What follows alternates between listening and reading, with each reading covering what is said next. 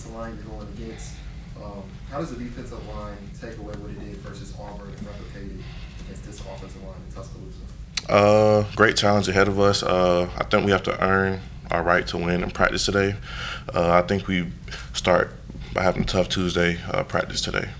Hey, Johnny, did anything change for the defensive line, last week? Because coming into last week, Coach was getting asked about, hey, how do you pick up the pressure on the quarterback? And then he just came in and said, hey, that's the best game the defensive line's played this year. Yeah, I think it was all about eliminating thinking and getting our pad level lower on our stunts and movements and just making us go. Johnny, when you look at the game Zion was able to have, what was your biggest takeaway from his game? Zion is a tremendous player, and like I said, eliminate thinking for all of us just makes us play faster, and he did a tremendous job on Saturday.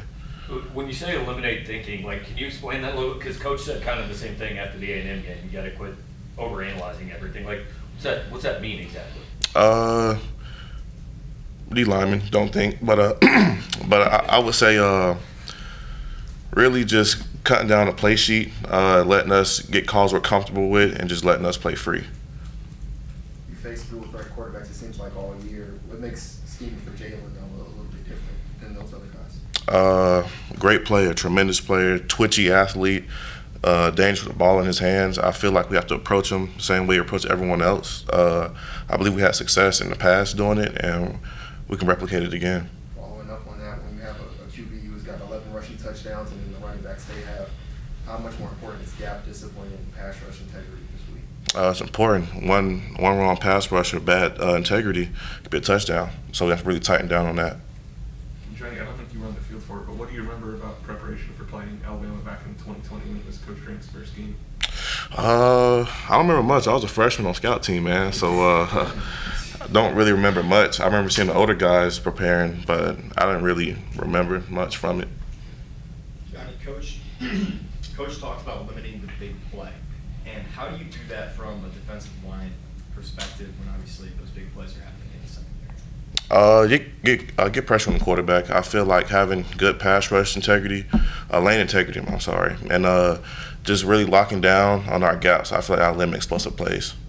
Johnny, Corey was saying about the Texas A&M game that he felt a lot of guys were trying to make plays instead of playing within the defense.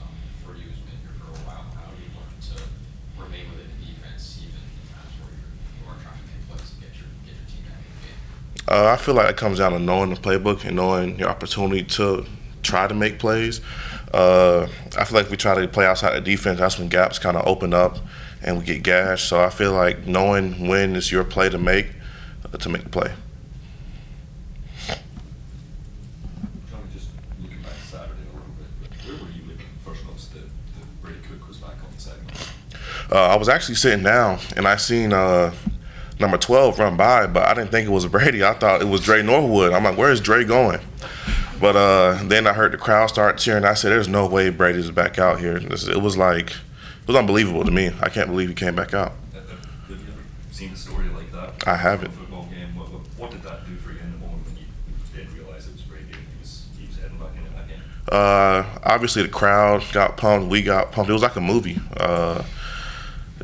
It was an unreal experience. I've never seen nothing like that in football before.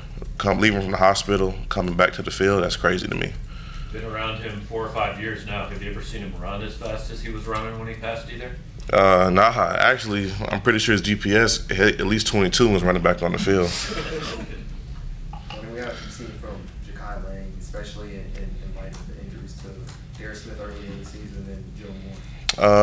I think we have a great depth, and I've always believed in Ja'Kai. Ja'Kai is a tremendous player. He does it in practice, so I knew he can do it in the game. Anything else for Johnny? Thank you all. Appreciate y'all. Thanks, man. Yep.